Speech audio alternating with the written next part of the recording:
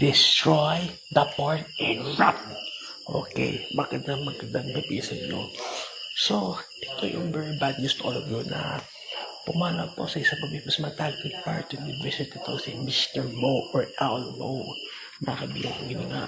Because of the complication of the lung disease, mga kaibigan. Because of 28, mga kaibigan, ito po si Mr. Mo, mga kaibigan.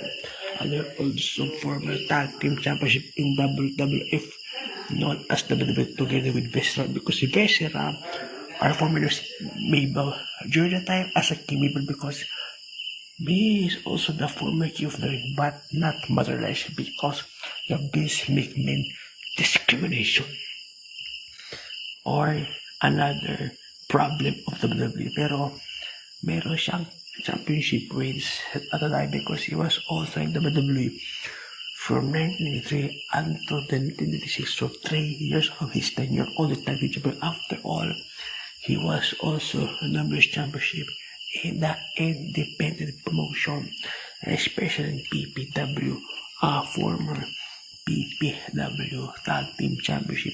Mga kaibigan kung hindi nga.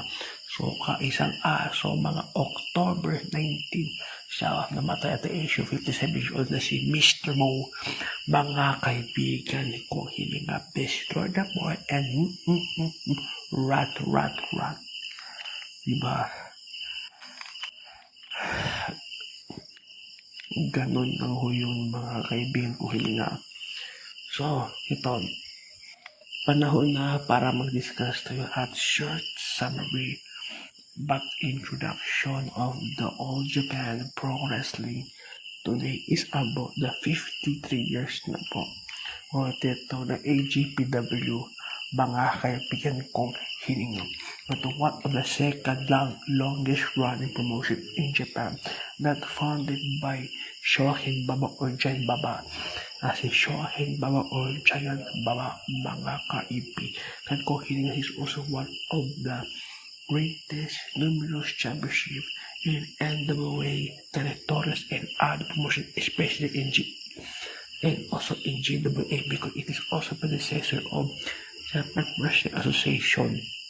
At umalis siya doon ng tayo na promotion until all the roster from the Japan Wrestling Association are transferred into the All Japan Pro Wrestling until the GWA are folded up, or ibig sabihin na defunct na po, because the Japan the Wrestling Association was started in 1950. Ito yung kauna-una po wrestling promotion in Japan 1950 during that time of Kinosan, and at that time, mga kaibigan, that was also partnership in NWA, but also All Japan Pro Wrestling 2 and also New Japan Pro Wrestling, mga kaibigan, at partnership po siya, mga kaibigan. So, at the All Japan Pro Wrestling, mga kaibigan, are successful for 53 years, pero merong times na merong nagkakabagsak-bagsak ratings and meron din disagreements sa mga promotion but still on stand, mga kaibigan. So, sino-sino po yan, mga kaibigan, especially yung mga 90s. So, ang mga other superstars in All Japan Pro Wrestling are the following: the late Mitsuhara, and also Jun Akiyama, Keiji Muto, mga kaibigan kung hininga, and all other wrestlers, Jumbo Tsuruta, because at the 90s, they're all formidable. They're all great, especially the All Japan Pro Wrestling, mga kaibigan kong hininga. And to be straightforward, and di ba mamasang okay? So ito po, so yan po, so yung mga earlier of 2000, ito po mga kaibigan, na so yung mga 1999, after the Shohin Baba died of the 26 years, ito po si Michiro Misuwara in disagreement with Mokoto Baba, mga kaibigan. So nag-break away. So si Michiro Misawa was founder of Pro Wrestling Noah. Na ngayon po yung Pro Wrestling Noah are now partnership with All Japan Pro Wrestling, and sometimes are partnership also with the New Japan Pro Wrestling. Kaya nangyari po, biglang naglupo ang All Japan Pro Wrestling, mga kaibigan kong hilinga.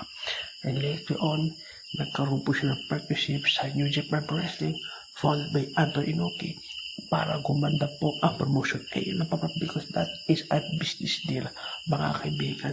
We're talking about the All Japan Pro Wrestling. Kasi, sabi po dito mga citizens, mga kaibigan, ay deliver All Japan, yes. And All Japan Pro Wrestling, ito yung tinatawag na the King of the Road style, mga kaibigan kong hininga, and to destroy the world, and rat.